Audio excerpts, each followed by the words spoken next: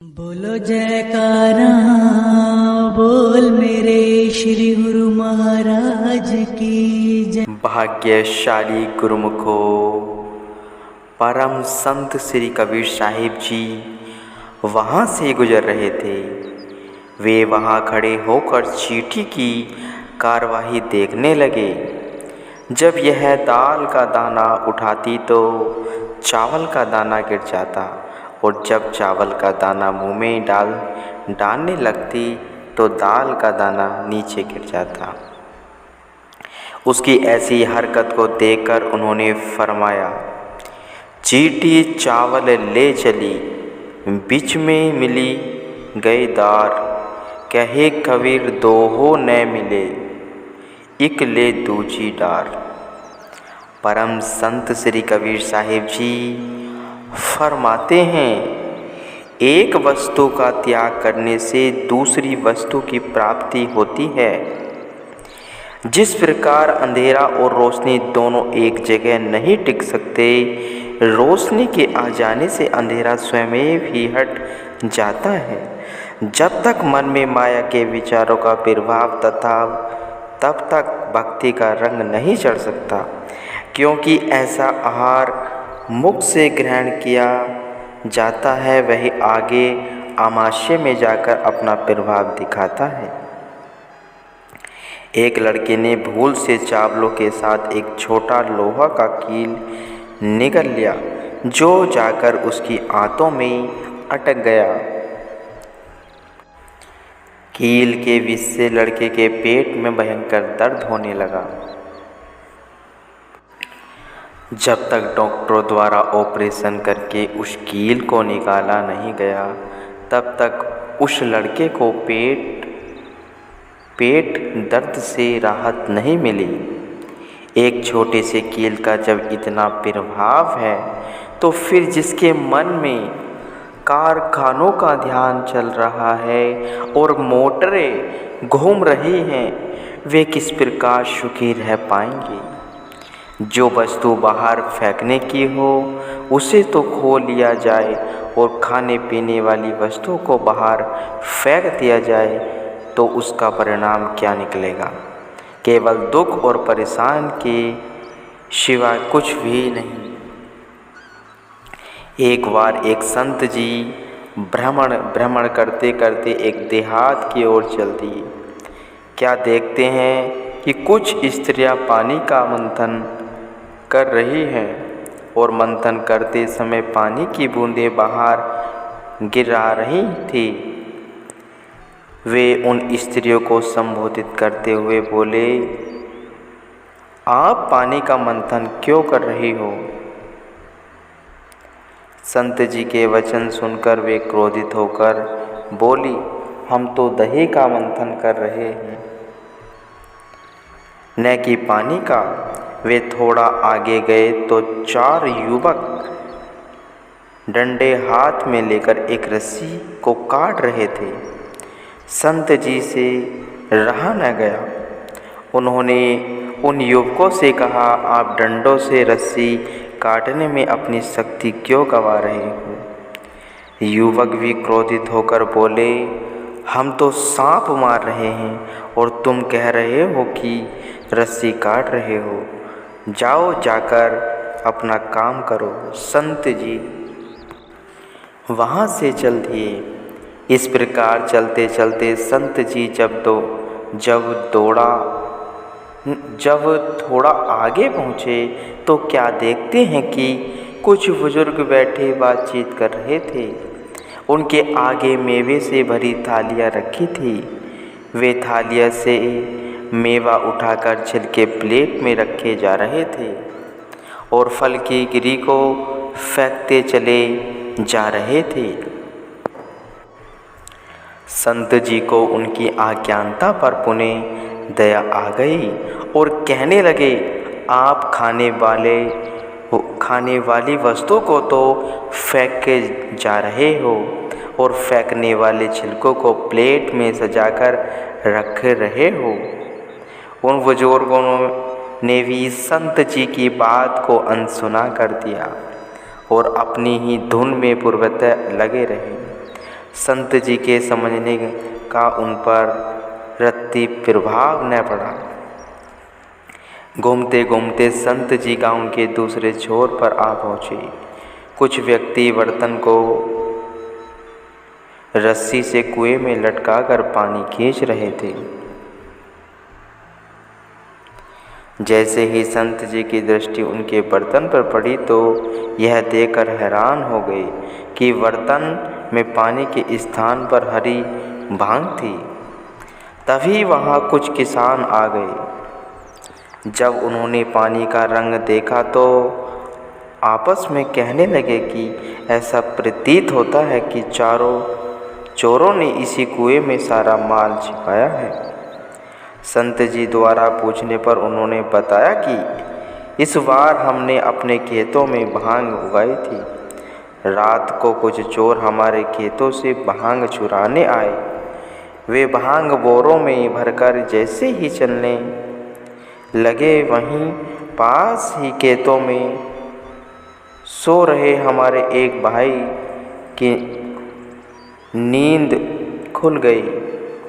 उसने जब इनका पीछा किया तो वे हड़बड़ाकर भांग के बोरों को इस कुएं में फेंककर भाग गए। संत जी ने पूछा कि क्या गांव में कोई अन्य कुआं भी है? किसानों ने कहा कि इस गांव में केवल एक ही कुआं है और पूरा गांव इसी कुएं का पानी पीता है। संत जी समझ गए कि इस गांव के प्रत्येक कार्यवाही उल्टी क्यों है। भांग मिला कुएं का पानी पीकर स्त्री पुरुष बाल वृद्ध सब पर ही भांग के नशे का प्रभाव हो गया था। हो चूर भांग के नशे में हुआ जैसे गांव बेहाल, वन दीवाना, माया का जीव चल रहा उल्टी चाल। जैसे भांग के कारण सारा गांव नशे में था, वैसे ही सारी दुनिया माया के नशे में डूबकर पानी का मंथन कर रही है और बाहर फेंकने वाली असत पदार्थों का सेवन करके दुखी वह परेशान हो रही है। मनु माया में रमी रयो निकसत नाहिन मीत, नानक मूर्ति चित्र जेहु जड़िए नहीं नाहिन भीति। सत्पुरुष फरमाते हैं कि जो जीव मन माया के मोह में फंस जाता है वह इस मोह से बाहर नहीं निकल सकता। जैसे दीवार पर बनी तस्वीर दीवार को नहीं छोड़ती और यह दीवार से ही चिपकी रहती है। मनुष्य को जिस मन में सद्गुरु के शब्द को बसाना था, उस जगह पर यह जड़ पदार्थों को बसाए बैठा है। मालिक का अंश होते हुए भी स्वयं को माया की दास्ता में जकड़े बैठा है और नशे का सेवन करने वाले व्यक्तियों की भांति व्यवहार कर रहा है। जीव माया के बुलावे में आकर अपनी सत्ता को भूला बैठा है। वह यह भूल बैठा है कि परमपिता परमात्मा के अंश होने के कारण उसमें उनकी सब शक्तियाँ विद्वान हैं। उसने माया के संग अपने मन की प्रीति को जोड़कर सच को त्याग दिया है। यह जीव नाम रूपी रतन को छोड़कर माया रूपी कोड़ियाँ एकत्र करके प्रसन्न हो रहा है। सच्चे सद्गुरु की प्रीत को छोड़कर नाशवान पदार्थों में रमा हुआ है। जिन धन पदार्थों को इसे छोड़कर जाना है उन्हें स्थिर एवं अटल मान कर बैठा है। जो मृत्यु टाले नहीं टलती उसे दूर मान कर भूला बैठा है। उस धन पदार्थों को एकत्र करने के लिए दिन रात पुरुषार्थ करता है, जिसे अंत में छोड़ जाना है। जो प्रभु इसका सदैव संगी साही है उसे यह विस्मृत करके बैठा है। जिस प्रकार गधा चंदन के लेप को धोकर उतार देता है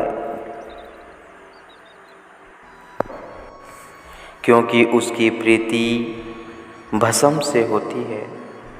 इसी तरह जीव माया से प्यार करके भयानक भवकूप में गिरे पड़े हैं। श्री गुरु साहिब जी अरदास करते हैं कि हे दयालु प्रभु, इन सब को इस भवकूप से बाहर निकालो। देव ऋषि नारद जी एक बार भ्रमण करते हुए वैकुंठ पहुँच गए। वहाँ भगवान को अकेले बैठे देखकर पूछने लगे कि आज वैकुंठ में चुपचाप क्यों हैं, सब खाली क्यों पड़ा है। भगवान बोले कि यहाँ कोई आना ही नहीं चाहता। देव ऋषि नारद जी ने कहा कि मैं जाकर भूलोक से प्राणियों को यहाँ लेकर आता हूँ। भगवान मुस्कुराकर दिए और फरमाने लगे कि जो खुशी से माने उसे ले आओ। देव ऋषि नारद जी भगवान से आज्ञा पाकर मृत्यु लोक में आ पहुँचे। पहले उन्होंने कुछ युवकों को वैकुंठ के सुखों का बयान करते हुए उन्हें वैकुंठ चलने को कहा, परंतु उन्होंने साफ इनकार कर दिया। इतने में उन्हें एक वृद्ध व्यक्ति दिखाई दिया। वे उसके पास जाकर कहने लगे कि चलो तुम वैकुंठ में मैं ले चलूँ, तुम्हें वैकुंठ में मैं ले चलूँ। वृद्ध व्यक्ति ने कहा, कुछ एक दिनों में मेरे पौत्र का विवाह होने वाला है। विवाह के पश्चात मैं आपके संग चलूँगा। देव ऋषि नारद जी कुछ समय पश्चात पुनः उस वृद्ध व्यक्ति के पास गए और कहने लगे कि पौत्र का विवाह हुआ 3-4 वर्ष हो गए, अब तो चलो। वृद्ध कहने लगा, महाराज अभी नाती नातिन छोटे हैं, इनकी देखभाल में ही मैं ही करता हूँ, अभी मैं कैसे जा सकता हूँ, कुछ बड़े हो जाए फिर चलूँगा। कुछ वर्ष पश्चात देव ऋषि नारद जी पुनः उस व्यक्ति के पास पहुँचे और कहने लगे कि अब तो चलो, अब क्या इच्छा शेष है। वृद्ध कहने लगा, अब मन में एक ही लालसा शेष है कि मैं अपने छोटे पुत्र के बच्चे का मुँह देखना चाहता हूँ, बस उसके बाद मैं अवश्य ही आपके साथ चलूँगा। लेकिन वह वृद्ध व्यक्ति अगले ही दिन शरीर छोड़ गया। सतपुरुष फरमाते हैं, मन ही माही रही, न हरि भजे न तीरथ सेवे, चोटी काली गई। जीव के मन की आस मन में ही रह गई, न ही उसने परमात्मा का भजन किया और न ही उसने संतों की सेवा की, और मृत्यु ने उसे आ घेरा। देव ऋषि नारद जी ने योग बल से देखा तो उस वृद्ध को बैल की योनि में पाया। उन्होंने उस बैल को पिछला जन्म याद करवाकर कहा कि चलो, अब तो मेरे साथ वैकुंठ चलो। वह कहने लगा कि अभी तो बेटों के खेतों में फसल तैयार है, फसल कट जाने के बाद चलूँगा।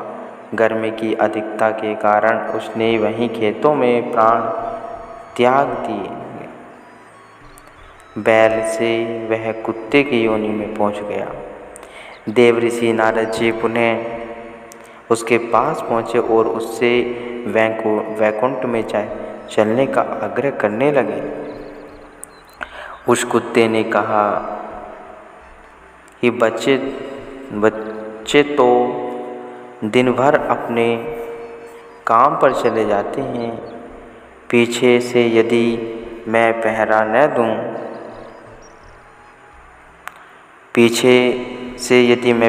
दूं तो चोर सब धन माल लूट कर ले जाएंगे। थोड़े समय और रुको, फिर चलूँगा। कुछ दिन पश्चात कुत्ते का शरीर भी छूट गया और उसे नाली के कीड़े की योनि मिल गई। देव ऋषि नारद जी को उसकी हालत देखकर दया आ गई और कहने लगे कि अब तो विलंब मत करो। इतने दुख उठाने से तो कहीं अच्छा है कि जाकर वैकुंठ सुख भोगो। इतनी नीच योनि में जाकर भी वह देव ऋषि नारद जी से बोला कि आप क्यों मेरे पीछे पड़ रहे हो? जाकर किसी अन्य की तलाश क्यों नहीं कर लेते? मैं यहाँ से अपने परिवार को देख तो सकता हूँ। देव ऋषि नारद जी अब वापस भगवान के पास पहुँचे तो भगवान ने मुस्कुराकर पूछा, कहो नारद जी, क्या अपने साथ लाए हो किसी को? देव ऋषि नारद जी ने सिर झुका दिया। भगवान ने कहा, यह जीव झूठ को सच समझकर उसमें इस कदर रम गया है कि उसे इसके अतिरिक्त कुछ और दिखाई ही नहीं देता। संत सद्गुरु अपनी असीम कृपा द्वारा अपने पावन वचनों की रोशनी प्रदान कर उसे जागृत प्रदान करना चाहते हैं, परंतु वह उसमें भी संयम संशय करता है, सद्गुरु पर भरोसा नहीं करता और झूठी मोह ममता के तानों वानों में उलझकर समझता है कि मैंने कोई अच्छी वस्तु प्राप्त कर ली। संसारी लोग शरीर पर स्थिर और माया के आडंबर को ही सत्य मानते हैं और उनके मन को भी यही भाता है। उन्हें ऐसा भासता है कि संतों को भी माया की ही रुचिकर लगती होगी, लेकिन यह उनकी सरासर भूल है, क्योंकि माया तो संतों के चरणों की धूल है। वे माया में रहकर भी माया से निर्लिप्त रहते हैं, क्योंकि उनकी सुरती आठों याम मालिक के सुमरण ध्यान में लीन रहती है। गुरुमुखो।